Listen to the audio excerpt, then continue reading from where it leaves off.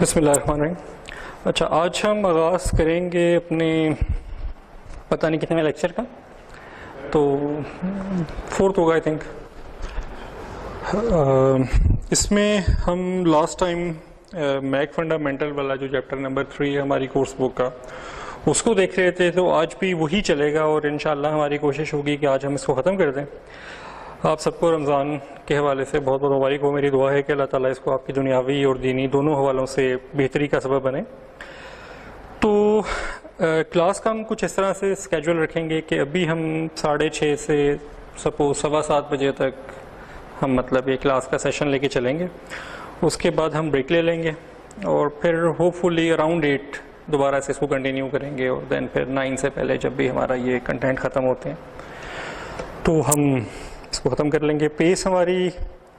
आप लोगों के साथ होगी, जितने ज़्यादा लोग होंगे उतनी ज़्यादा अच्छे तरीके से पढ़ाई होगी, उतना ही मज़ा भी आता है। अगर आगे लोग भी कम होंगे तो ना सिर्फ ये कि मुझे अच्छा भी नहीं लगेगा, बल्कि हो सकता है कि थोड़े दिनों बाद आपको भी अच्छा ना लगे और मुझे फिर जो है ना डिसीजन लेना पड़े कि मैं क्विज़ स्टार्ट कर दूँ। तो रमज़ान में मेरे लिए तो क्विज़ लेना ज़्यादा अच्छी बात है, क्योंकि मुझे वो आधे घंटे का क्विज़ जो है ना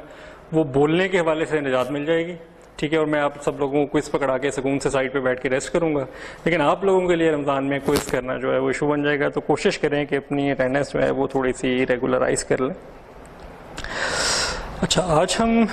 जो बाकी इसके मानदा चीज़ें जो हम रह गई थी मतलब लास्ट लेक्चर में इस चैप्टर की, उनको हम थोड़ा सा टच करेंगे। हमने देखा था कि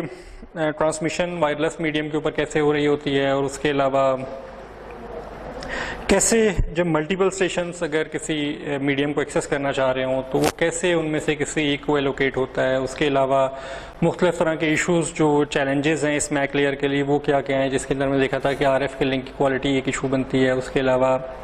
हिडन नोड का प्रॉब्लम आता है, एक्सपोज नोड का प्रॉब्लम आता है, और फिर उनको टैकल करने के हमने डिफरेंट तरीके देखे थे जो कि 802.11 में इम्प्लीमेंट किए गए हैं और जिनकी मदद से मतलब इस सारे सेटअप को कंट्रोल किया जाता है।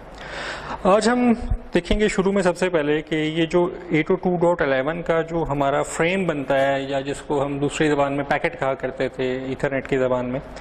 तो ये फ्रेम, ये पैकेट, इसकी शक्ल किस तरह की होती है और इसके अंदर क्या क्या चीज़ें इंक्लूड होती हैं। तो ये जो हमारा फ्रेम है इसकी शक्ल कुछ इस तरह की होती है कि इसके अंदर सबसे पहले एक फ्रेम कंट्रोल की फील्ड आ रही होती है, देन फिर ड्यूरेशन और आईडी की फील्ड होती है, देन कुछ एड्रेसेस होते हैं, एक बीच में सीक्वेंस कंट्रोल आ रहा होता है, और फिर एक सेकंड एड्रेस मतलब फोर्थ एड्रेस के बाद हमारे फ्रेम की बॉडी या वो जो डाटा वाला हिस्सा होता है पैकेट का वो शुरू हो जाता है, और आखिर में फ्रेम कंट्रोल सीक्वेंस नंबर होता है जो कि CRC काइंड ऑफ थिंग होती है, जो कि इस पैकेट का वो CRC होता है, और जिसकी वजह से पता चलता है कि ये पैकेट ड्यूरिंग ट्रांसमिशन जो है वो कोई करप्ट तो नहीं हो गया, ठीक है। तो हम वन बाय वन इन सबको थोड़ा सा रिव्यू करने की कोशिश करेंगे कि इन पॉइंट्स से, इन पैकेट्स के इन हिस्सों के अंदर बेसिकली कौन कौन सी तरह की इंफॉर्मेशन आ रही होती है। तो सबसे पहले हम देखते हैं कि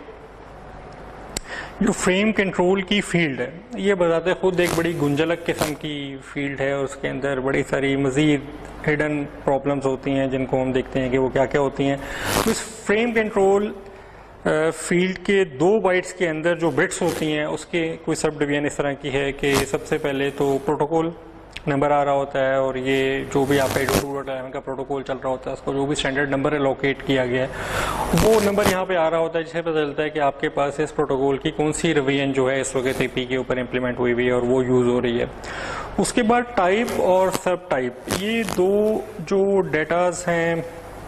इनके अंदर कुछ फिगर्स आ रही होती हैं, और वो फिगर किसी ख़ास तरह के पैकेट की टाइप को और सब टाइप को शो करती हैं, ठीक है। वो टाइप और सब टाइप क्या हैं वो हम देख लेते हैं। वो टाइप और सब टाइप ये हैं, फॉर एग्जांपल आपकी जो मैनेजमेंट के फ्रेम होते हैं उन सब की टाइप में 00 आ रहा होता है, ठीक है, और उनकी सब टाइप के अंदर फिर 0000 हो तो एसोसिएशन की रिक्वेस्ट होती है, अगर वो 0001 हो तो एसोसिएशन का रिस्पांस होता है, इसी तरह 0010 अगर लिखा हुआ हो, मतलब टाइप इन सब की 00 ही रहेगी, और सब टाइप के अंदर 0010 आ रहा हो तो ये भी एसोसिएशन की रिक्वेस्ट होती है। इसी तरह हम आगे चले जाएं तो कंट्रोल की जो फ्रेम होते हैं उनकी टाइप में 01 आ रहा होता है और उनकी सब टाइप की वैल्यू के अंदर फॉर एग्जांपल अगर 1010 आ जाए तो वो पावर सेव या पीएस पोल वाला पैकेट डाटा होता है, अगर 1011 आ जाए तो दैट मीन्स कि ये आरटीएस वाला पैकेट है, अगर 1100 आ जाए तो ये सीटीएस वाला पैकेट है वगैरह वगैरह। इसी तरह डाटा के जो फ्रेम होते हैं उनकी टाइप 10 होती है और उनके अंदर एलिमेंट ये पॉइंट्स के मुताबिक आगे क्लियर हो रहा होता है कि इस फ्रेम में आगे एक्चुअली किस टाइप का डाटा जो है वो हिडन है। तो ये डिटेल या ये लिस्ट जो है आपकी बुक में दी हुई है, वहाँ से आप इसको देख सकते हैं कि बेसिकली डाटा और सब डाटा मतलब टाइप में और सब टाइप में किस तरह की वैल्यूज़ हों तो उसका मतलब क्या होता है। अच्छा, अगली दो फील्ड्स हैं टू DS और फ्रॉम DS। ये बेसिकली शो कर रही होती हैं कि आपका जो पैकेट है आइदर डिस्ट्रीब्यूशन सिस्टम की तरफ से आ रहा है या डिस्ट्रीब्यूशन सिस्टम को जा रहा है। डिस्ट्रीब्यूशन सिस्टम हमारे AP पे इम्प्लीमेंट हुए होते हैं, तो जो हमारे इंडिपेंडेंट या IBSS सिस्टम है वहाँ पर ये दोनों फील्ड्स में ऑब्वियसली इसकी वैल्यू 0 होगी क्योंकि वहाँ पे तो कोई AP वगैरह होती ही नहीं है, उसमें कोई डिस्ट्रीब्यूशन सिस्टम चल नहीं रहा होता। तो जो हमारे इंफ्रास्ट्रक्चर बेस्ड सिस्टम्स होते हैं या इम्प्लीमेंटेशन होती हैं वहाँ पे इन दोनों में से कोई एक फील्ड लाजमी 1 होती है, ठीक है। अगर आपका जो फ्रेम है ये स्टेशन की तरफ से AP को जा रहा है तो इसमें कौन सी बिट ऑन होगी? 2DS वाली। क्यों कि ये टूवर्ड्स डिस्ट्रीब्यूशन सिस्टम जा रहा है और अगर कोई रिप्लाई आ रहा है उसका AP जो है किसी स्टेशन की तरफ कोई डाटा ट्रांसमिट कर रही है तो वो फ्रॉम DS वाली बिट ऑन होगी, मतलब उस बिट में वैल्यू 1 जा रही होगी जो ये शो कर रही होगी ये पैकेट जो है ये डिस्ट्रीब्यूशन सिस्टम की तरफ से आ रहा है। इसी तरह जिस तरह हमने लास्ट क्लास में देखा था फ्रेगमेंटेशन वगैरह हो रही होती है, तो जब भी कोई पैकेट फ्रेगमेंट होता है और उसके लास्ट वाले पैकेट से पहले वाले जितने भी पैकेट्स या जितने भी फ्रेम्स होते हैं फ्रेगमेंटेशन उस फ्रेगमेंट के, उन सब के अंदर मोर फ्रैग वाली बिट ऑन होती है जो कि ये शो कर रही होती है रिसीविंग एंड के ऊपर कि अभी जो फ्रेगमेंटेशन के जितने भी चंक्स बने हुए थे वो भी ख़त्म नहीं हुए, अभी एक मतलब जो सेंटर साइड है उसके पास मजीद फ्रेगमेंट्स हैं जो उसने हमें भिजवानी है, ठीक है। और जो उस फ्रेगमेंट का आखिरी फ्रेम होगा उसके अंदर ये वाली बिट 0 हो जाएगी जो ये शो कर रही होगी कि अब मजीद फ्रेगमेंट्स पीछे नहीं रही, ये आखिरी फ्रेम था उस फ्रेगमेंट वाले पूरे सिलसिले का, ठीक है। इसी तरह जब हम किसी पैकेट की एक्नॉलेजमेंट नहीं मिलती, उसकी पॉजिटिव एक्नॉलेजमेंट नहीं आती और उसकी रीट्रांसमिशन होती है तो रीट्रांसमिशन में रीट्राई वाली बिट जो है इसको ऑन कर दिया जाता है। ऑन करने से मुराद ये होती है कि इस बिट की वैल्यू में 1 आ जाता है, ठीक है। जो हमारी कंप्यूटर साइंस चल रही होती है इसमें बेसिकली ऑन और ऑफ का जो कंसेप्ट होता है वो 1 और 0 को रिप्रेजेंट कर रहा होता है कि अगर बिट ऑन है तो दैट मीन्स कि वहाँ पे 1 की वैल्यू जा रही होगी, अगर बिट ऑफ है तो इसका मतलब वहाँ पे 0 की वैल्यू जा रही होगी। तो रीट्राई की बिट में अगर आप कोई रीट्राई कर रहे हैं किसी फ्रेम को दोबारा से सेंड कर रहे हैं तो उस वक्त रीट्राई की जो बिट है इसके अंदर वैल्यू 1 जा रही होगी, अदरवाइज जो सिंपल पैकेट फ्रेम्स जा रहे हैं उसके अंदर इस रीट्राई की बिट की वैल्यू 0 होती है। इसी तरह जो पावर मैनेजमेंट है इसका हमने थोड़ा सा पहले टच किया था कि to save the battery sometimes जो हैं वो स्टेशंस के पास जो स्टेशंस होते हैं AP कभी भी ऑफ मोड में नहीं जाता, तो स्टेशन होते हैं उनके पास कैपेबिलिटी होती है या उनको ये अलाउ होता है कि वो चाहें तो थोड़ी देर के लिए अपनी जो वायरलेस वाला जो रिसीवर और ट्रांसमीटर है इसको ऑफ कर दें ताकि वो थोड़ी देर के लिए बैटरी सेव कर लें, बजाय इसकी कि वो हर वक्त वेट करते रहें कि हमारे लिए कोई पैकेट तो नहीं आया, पैकेट तो नहीं आया, कि उनके पास कोई डाटा वगैरह सेंड करने के लिए नहीं है और फिलहाल कोई रिसीव भी नहीं हो रहा, तो वो थोड़ी देर के लिए अपने आप को एक ख़ास मुय्यना मुद्दत के लिए ऑफ स्टेट में लेके जा सकते हैं। इस दौरान में अगर उनके लिए कोई डाटा आता है तो AP उसको अपने पास बफर कर लेगी और देन जब ये वापस वेकअप होंगे तो उस वक्त ये रिक्वेस्ट करके उस डाटा को जो बफर हुआ है इनके लिए उसको मंगवा लेंगे। तो अगर कोई स्टेशन पावर सेविंग मोड में जाने लगे तो वो अपने आखिरी सेंड किए हुए पैकेट जो कि वो AP को भिजवा रहा होता है उसके अंदर इस बिट को ऑन कर देता है पावर मैनेजमेंट की। तो इससे AP को पता चल जाता है कि नाउ ऑनवर्ड ये वाला जो स्टेशन था मेरा ये इस वक्त ऑफ स्टेट में जाने लगा है और इसका जो वायरलेस रिसीविंग सिस्टम है वो बंद होने लगा है। तो इसके लिए अब कोई फ्रेम अगर मेरे पास आता है तो मैंने उसको अपने पास बफर कर लेना है, ठीक है। तो ये ऐसी सूरत में कि जब कोई स्टेशन जाना चाह रहा हो स्लीप मोड में तो वो अपनी आखिरी फ्रेम में ये पावर मैनेजमेंट वाली बिट ऑन करके भेज देता है जिससे AP को इंडिकेट हो जाता है कि now that station is going to be in sleep mode. इसी तरह मोर डाटा वाली जो बिट है ये भी यूज़ होती है इसी स्लीप मोड वाले चक्कर के अंदर। और ये तब यूज़ होती है कि फॉर एग्जांपल एक स्टेशन था, उसने अपनी पावर मैनेजमेंट बिट की बिट जो है वो ऑन की और एपी को सेंड की, और उसके बाद सपोज वो 5 सेकंड्स के लिए ऑफ स्टेट में चला गया, ठीक है। 5 सेकंड के बाद वो ऑन स्टेट में वापस आया, उसने एपी से पूछा मेरे लिए कोई डाटा है, तो एपी ने कहा हाँ मेरे पास कुछ तुम्हारे लिए फ्रेम्स या पैकेट्स आए हुए हैं, वो मैं तुम्हें भिजवाता हूँ। तो अब जब एपी इसको वो पैकेट्स भिजवाना शुरू करेगा जो उसने बफर किए हुए हैं, तो सपोज उसके पास 10 पैकेट बफर हुए हुए थे, तो वो पहले 9 पैकेट्स में मोर डाटा की बिट को ऑन करके भेजेगा, जो कि ये इंडिकेट कर रही होगी कि अभी आपके लिए मेरे पास स्टिल डाटा है जो मैंने आपको ट्रांसमिट करना है, तो आप बराए मेहरबानी दोबारा से सोने की कोशिश ना करें, जागते रहें और जो मेरे पास बफर हुआ हुआ डाटा उसको रिसीव कर लें। तो जब भी किसी एपी के पास किसी स्टेशन के लिए कोई डाटा बफर हुआ होता है और उसको सेंड करना शुरू करती है और वो डाटा थोड़ा बड़ा होता है और मल्टीपल फ्रेम में वो आ रहा होता है, तो जितने भी लास्ट वाले फ्रेम से पहले वाले फ्रेम होते हैं उसके अंदर वो मोर डाटा की बिट को ऑन कर देता है, सो दैट स्टेशन को ये पता चलता रहे कि अभी मेरे लिए मजीद डाटा बफर हुआ है जो कि मुझे दिया जाएगा। उसके बाद प्रोटेक्टेड फ्रेम जो है ये बेसिकली शो कर रहा होता है कि वो फ्रेम जिनके ऊपर सिक्योरिटी इंप्लीमेंट हुई होती है, लाइक वेब WPA2 वगैरह, तो उसके अंदर ये प्रोटेक्टेड फ्रेम की बिट ऑन होती है, जो कि शो कर रही होती है कि ये फ्रेम किसी न किसी सिक्योरिटी वाले एल्गोरिदम के अगेंस्ट इनक्रिप्ट हुआ हुआ है और उसके ऊपर वो प्रॉपर मतलब पूरा मैकेनिज्म लगा हुआ है और उसको आपने सिंपल आगे रीड करके कन्वर्ट नहीं करना, बल्कि इसके ऊपर कोई कहानी डालनी पड़ेगी। और चाहें तो इसके अंदर हम ऑर्डर बेस्ड ट्रांसमिशन इम्प्लीमेंट कर सकते हैं, ऑल्दो इससे होता यह है कि कॉस्ट थोड़ी सी इंक्रीज हो जाती है नेटवर्क की। वो इस तरह के फिर पैकेट्स जो हैं वो हमेशा ऑर्डर में सेंड होते हैं, उसमें जब तक पहले पैकेट की रिसीविंग कंफर्म नहीं होती तब तक सेकंड पैकेट जो है वो नहीं मतलब सेंड किया जाता। तो अगर कोई ऐसा सेटअप कर दिया जाए, मतलब कोई ऐसी आपकी एप्लीकेशन की रिक्वायरमेंट है कि जिसके अंदर आपको हमेशा वो जो बिट्स हैं वो इन ऑर्डर चाहिए और आप चाहते हैं कि हम इस ऑर्डर वाली इम्प्लीमेंटेशन को इस्तेमाल करें, तो ऐसे तमाम पैकेट्स जो कि इन ऑर्डर सेंड किए जा रहे हैं उन सब में फिर ये वाली बिट जो है वो एक्टिवेट कर दी जाती है और वो आगे बता रही होती है कि जो सारे पैकेट हैं ये ऑर्डर ट्रांसमिशन के अंदर फॉल कर रहे हैं। ठीक है, इसके बाद ये था सारे का सारा फ्रेम कंट्रोल के हवाले से जो भी इसके अंदर सेटिंग्स सेट हुई हुई होती हैं। उसके बाद सेकंड चीज़ है ड्यूरेशन आईडी। ये बेसिकली ड्यूरेशन और आईडी दोनों में से किसी एक को इस्तेमाल कर रही होती है। जब तो हमारी वो जो नैव वाला चक्कर जो कि हमने लास्ट क्लास में देखा था कि किसी भी ट्रांसमिशन मीडियम को बाउंड करने के लिए या ये चेक करने के लिए कि वो इस वक्त किसी ने ग्रैब किया हुआ है कि नहीं, हम नैव जो है नेटवर्क इनिशियलाइजेशन वेक्टर जो है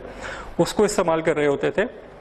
और नैव की वैल्यू जो होती थी वो अगर नॉन ज़ीरो हो तो ये बताती थी कि इस वक्त किसी न किसी ट्रांसमिशन की वजह से हमारा जो कैरियर है वो इस वक्त बिजी है।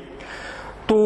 वो जो नैव की वैल्यू होती थी या अगर कोई स्टेशन भिजवाने लगता था अपना डाटा तो उसका एक्सपेक्टेड टाइम नोट डाउन करके वो नैव की जो वैल्यू भिजवाता था वो बेसिकली इस सेक्शन के अंदर आ रही होती थी। ठीक है, लेकिन इसके 2-3 और मकासद भी हैं। तो अगर तो इस वाले हिस्से को, इस फ्रेम के इस वाले हिस्से को, जो 2 बाइट्स हैं, इनको अगर इस्तेमाल किया जा रहा हो नैव की वैल्यू प्रोपेगेट करने के लिए या ब्रॉडकास्ट करने के लिए, तो ऐसी सूरत में किया ये जाता है जो इसकी 15th बिट होती है इसको 0 कर दिया जाता है। ठीक है, और 0 से लेके 14 जो बिट होती हैं उसके अंदर नैव की वैल्यू के कॉरेस्पॉन्डिंग, लाइक अगर आपने 1 सेकंड के लिए करना है तो 0000000 एंड में 1 आ रहा होगा। ठीक है, तो ये शो करी होगी कि इस वक्त हम नैव की वैल्यू 1 दे रहे हैं। इसी तरह अगर हमें 2 देनी हो तो एंड में 10 आ जाएगा। इसी तरह अगर हमने 3 देनी हो तो 1 आ जाएगा। इस तरह करके हम यहाँ पे वो वैल्यूज़ बिट्स की फॉर्म में शो करते हैं बाइनरी फॉर्मेट में। और वो वैल्यूज़ जब स्टेशंस के पास रिसीव होती हैं और उसमें 15th बिट अगर 0 आ रही हो तो सारे के सारे स्टेशन जो रिसीविंग स्टेशन होते हैं वो करते ये हैं कि जो कॉरस्पॉन्डिंग 14 बिट्स के मुताबिक उन वैल्यूज़ को ट्रांसलेट करके फिगर निकालते हैं और वो जो फिगर आती है अपने नैव में वो वाली वैल्यूज़ सेट कर देते हैं। ठीक है, तो वो फिर उतने सेकंड्स के लिए या उतने माइक्रो सेकंड के लिए बेसिकली वो मीडियम बिजी कंसीडर होना शुरू हो जाता है।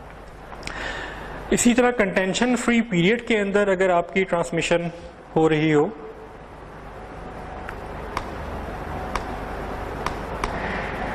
कंटेंशन फ्री पीरियड के अंदर अगर आपकी ट्रांसमिशन हो रही हो तो ऐसी सूरत हाल में आपकी जो 14th एंड 15th बिट होती है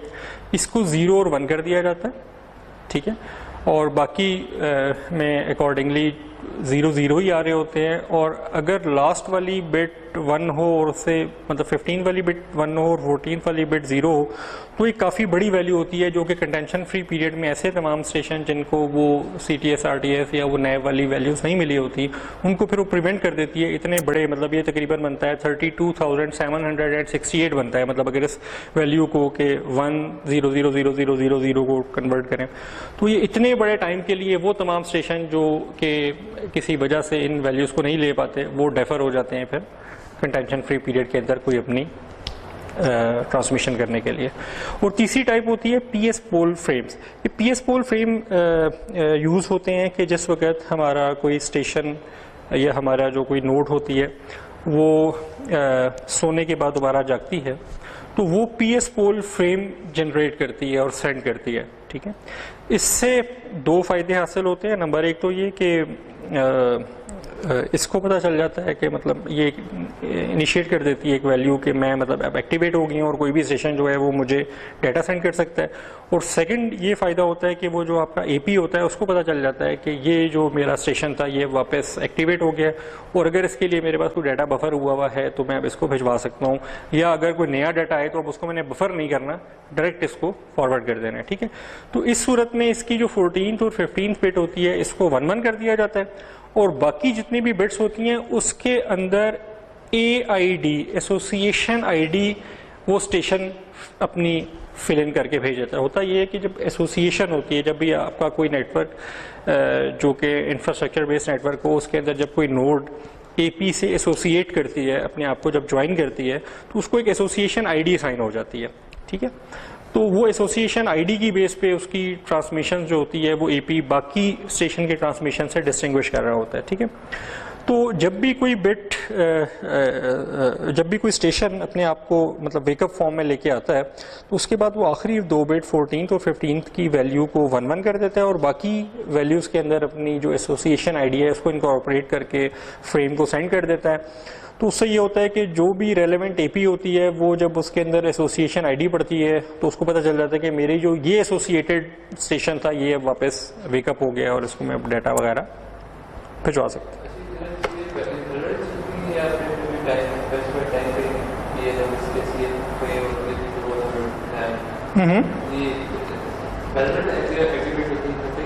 नहीं, इन दोनों में से एक वक्त में किसी एक फ्रेम में कोई एक चीज़ अगर हो रही होगी, एक चीज़ अगर हो रही होगी। देखिए ना, अब बिलफर्ज एक